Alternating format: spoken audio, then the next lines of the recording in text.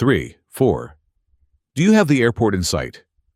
I don't have the runway license. I have the beacon, I believe. Those were the final words transmitted by 72-year-old pilot Harvey Partridge. He was flying alongside his wife, Patricia, and they were minutes away from landing.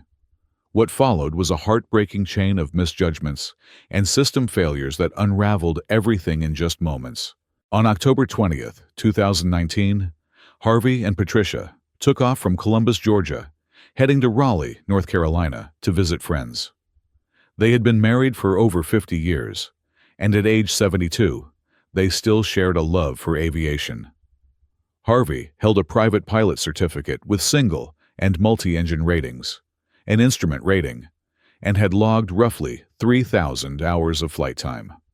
According to those who flew with him, Harvey was methodical and cautious, a pilot who didn't take risks.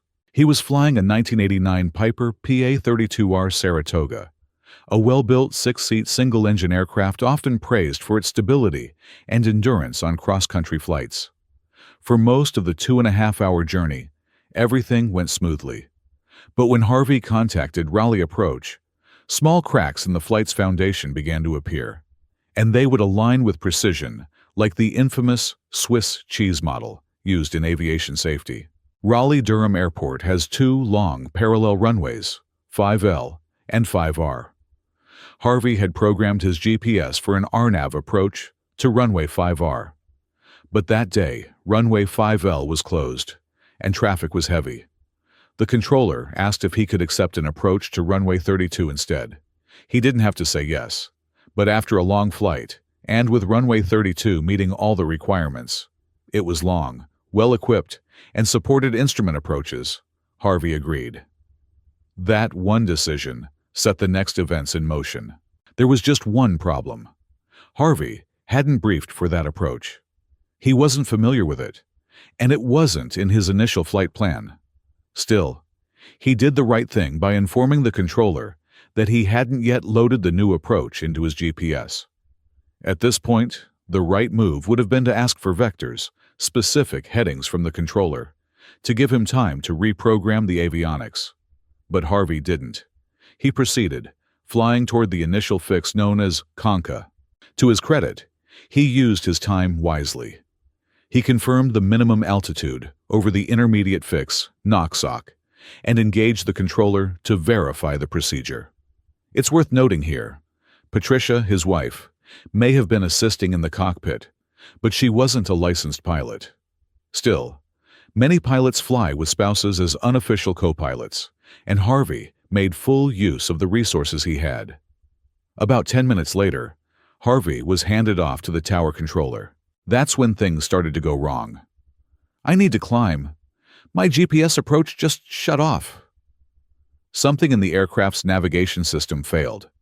Most likely the GPS signal used for the RNAV approach. Suddenly, the autopilot initiated a turn southwest. It's unlikely that Harvey made that turn manually. A hand-flown aircraft would have likely held its course. Instead, it seems the autopilot switched modes, possibly reverting to a heading or roll mode when GPS guidance disappeared. This is a critical moment in the accident chain.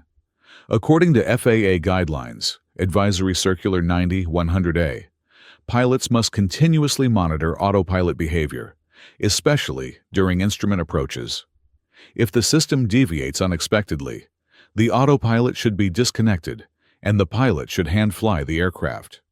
Harvey, under pressure and uncertainty, stayed with the system. Now, let's look at the environment. The weather at Raleigh included broken clouds at 1,000 feet AGL, which meant Harvey was in IMC, Instrument Meteorological Conditions, with no visual contact with the ground or horizon. The only thing keeping that airplane level was his interpretation of the instruments. Combine that with an unplanned deviation in heading, an autopilot acting unpredictably, and the sudden loss of GPS guidance, and you get a textbook setup for spatial disorientation. But it gets worse. Sunset in Raleigh was at 6:31 p.m. The GPS failure occurred at 6:52 p.m., 21 minutes after the sun had set. That meant low visibility, a darkened cockpit, and no outside references. For a pilot in unfamiliar airspace, executing an unfamiliar approach with an autopilot failure, this was the most dangerous moment of the flight. It's worth comparing this to a similar crash, the 2022 crash of a Cessna Citation in Arkansas, where a pilot lost situational awareness in low visibility conditions after his avionics failed. The NTSB later cited disorientation and task overload as contributing factors. The patterns are eerily similar. What happened next in Harvey's cockpit will be the focus of Part 2, where we'll break down the autopilot's logic, the flight's final radar path, and explore how one small assumption can spiral into a deadly outcome. Stay tuned. If it weren't for the complications earlier, Harvey likely would have landed safely, just around the end of civil twilight. But that window had already closed. Instead, he now found himself flying into darkness, inside instrument conditions, without a reliable autopilot. It's the kind of high workload scenario that challenges even the most experienced pilots.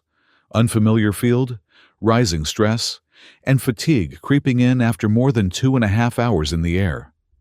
And the struggle wasn't over. Nearly an hour after sunset, Harvey still hadn't made visual contact with the runway. His GPS had cut out earlier, and he was now hand-flying through cloud layers. "I'm having trouble with my heading, 140, he said. The controller tried to assist, confirming that his current heading appeared to be near 100 degrees. Harvey requested to climb above the weather, declaring, "I'm in flat IMC." That moment was one of Harvey's best decisions. When the situation becomes overwhelming, sometimes the safest choice is to climb, get above the clouds, and reduce the mental and physical workload. It's not always possible, but in his case, the airspace allowed it. Alternatively, pilots in similar conditions can ask for extended vectors. Give yourself more time, more distance, and more room to think. Harvey chose to climb to 4,000 feet, and the controller cleared him without hesitation. He was flying the airplane first, doing his best to reconcile what he saw on the instruments with what the controller was telling him. But that sense of disorientation was building. A few minutes later, Harvey came back on frequency, saying something crucial. "My autopilot shut off." That small system failure was still rippling through every part of the flight. The controller handled it with remarkable calm. "No problem," he said, and then gave Harvey a ZO 50 heading, trying to stabilize him, give him a moment to breathe, and reprogram his GPS. The controller knew Harvey was off his assigned altitude by about 400 feet, but instead of pushing the issue, he simply adjusted the target. "Maintain 4,400. That call might have saved Harvey's focus. When pilots are saturated, even small corrections can overwhelm them. At this point, Harvey was likely above the cloud deck. He didn't ask to climb any further. But what was becoming clear was that the situation was slowly slipping beyond his control. This is where declaring an emergency might have helped. He could have received priority handling, more direct instructions, and potentially been vectored for an ILS to runway 5. An approach that didn't require GPS at all. Instead, the controller continued working with him, offering support and building a new plan. "We're going to set you up so that you can follow the full approach again," the controller said. Harvey responded, "That's good. I have to put the reapproach back in." He was still manually reloading the RNAV approach into his avionics, and that takes time, especially under stress. He asked for the phonetic spelling of the next waypoint. Sierra India, November Oscar, SINNO, Sinno. The plan was straightforward. Go direct to Sinno and the GPS should sequence the rest of the approach. But things didn't go as planned. Harvey missed the waypoint. The controller gently pointed it out. "You missed it a little bit, but that's okay. Let's just fly a heading of 230 and look up Noxoc. I'll give you that next." Even here, the controller's tone stayed calm and encouraging. He was trying to line Harvey up for a straight-in approach to runway 32, correct the course, get him pointed in the right direction, and reduce the complexity of the task ahead. Harvey read back the instructions. 2:30 heading, and we're going to go direct Noxoc in a little bit. He was trying to stay ahead of the aircraft, but that gap, the space between what was happening in the cockpit and what needed to happen, was growing wider by the minute. This unfolding scenario mirrors what the NTSB frequently refers to as loss of situational awareness under task saturation. In the 2013 crash of a Mooney M20J near Hawkinsville, Georgia, a similarly experienced pilot lost control while troubleshooting avionics during IMC flight. In both cases, the systems didn't fail catastrophically, but they failed subtly, and those subtle failures, in the wrong conditions, were more than enough. As we approach the final chapter of this flight, all the elements are now in place: nightfall, GPS instability, hand flying, fatigue, and weather. And Harvey is now being vectored for one last attempt to intercept the approach. In Part 3, we'll examine what happened in the final minutes, analyze the descent profile, and look at what the NTSB concluded about the crash. Most importantly, we'll break down what we can learn, not just as pilots, but as humans, when faced with compounding stress and narrowing options. That final radio call didn't sound like a confirmation. It sounded like a question, like a man uncertain of what he was seeing, unsure of where he was. And by that point, Harvey Partridge had fallen too far behind the aircraft.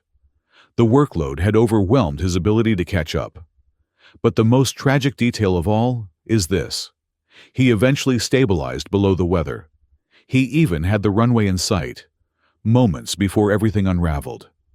Maintained 3400 until Noxoc, cleared for the RNAV GPS runway 32. The instructions were standard. His readback was correct. At that point, Harvey was right where he was supposed to be, on altitude, on course, at least according to the radar. But this was the point where the approach began to come undone.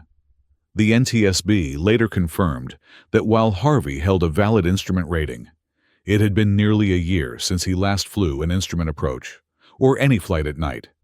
That's critical. According to FAA Part 61, 57C, a pilot must have performed at least 6 instrument approaches within the last 6 months to remain current. Harvey hadn't. Legally, he wasn't allowed to operate under IFR conditions. He should have declared an emergency. He should have told the controller he was not current and needed help landing safely, but he didn't. And ironically, the GPS system may not have even failed. Based on the investigation, it's likely that Harvey's trouble navigating wasn't due to faulty avionics, but rather a lack of recent experience with the system. The glass cockpit is not forgiving. Under stress, unfamiliar menus, waypoint sequencing, and mode confusion can all pile up, especially at night in the weather, without a co-pilot. But that's still not what caused the crash, because Harvey eventually made it below the clouds. And that's what makes this so deeply heartbreaking. He called in. "I just broke out." The controller responded, "Roger, got the runway in sight?" There was a pause. Harvey said he was still looking. Then, "There's a lot of lights here."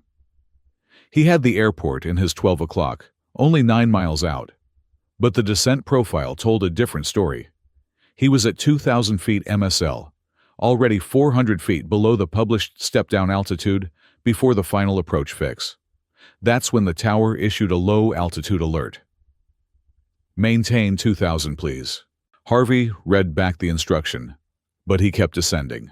This moment, right here, is where the system also failed him. The controller cleared Harvey for a visual approach before Harvey ever confirmed he had the runway in sight. All he said was that he saw the beacon. That beacon is a flashing light atop the airport control tower. It helps locate the field, but it's not the runway. Legally and operationally, that's not enough for a visual clearance. The controller made the assumption, and that assumption left Harvey flying into a void, searching for something he hadn't yet positively identified. Then came the final calls. "I don't have the runway lights. I have the beacon, I believe." The tower tried to help. "We turned the lights up bright on runway 32. Do you see them now?" Harvey responded faintly. "I think it's coming in now." But it wasn't. What came instead were the pine trees, rising silently out of the darkness. That final descent took place at 1,400 feet, 1,000 feet below the published altitude for that segment of the approach. Harvey continued descending, likely under the impression that he was still high on profile. But the NTSB missed something critical in their final report. This segment of the approach passes over a state park. There are no lights on the ground. It was night. The clouds had obscured the moon. Harvey had entered the most deceptive trap in night flying, the black hole illusion. It's a well-documented visual phenomenon.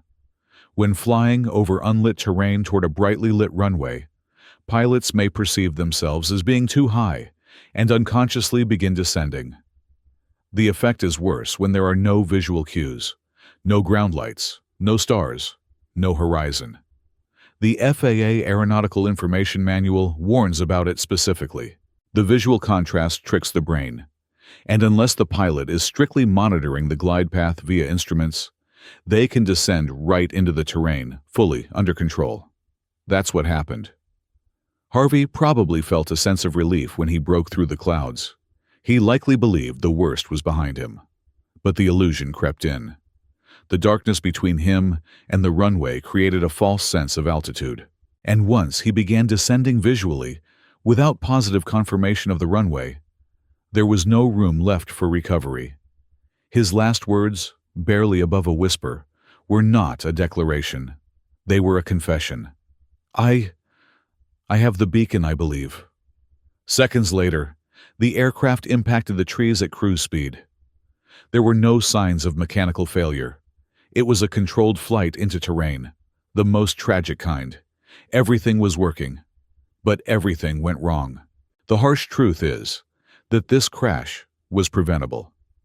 If Harvey had waited until the next day to fly in daylight, or simply refused the new approach, or declared an emergency when the workload got too high, he and Patricia might have landed safely. But sometimes, fatigue, pride, and pressure to complete the mission cloud our judgment, even for seasoned pilots. It's a painful reminder that experience doesn't erase vulnerability, that even 3,000 flight hours can't save you from a bad chain of decisions, and that sometimes the most important decision in the cockpit is to say, "I need help." Thanks for watching. If you want to see how another experienced pilot fought to get back to the runway after an engine failure, and the powerful final words he gave to ATC, click the video on your screen now.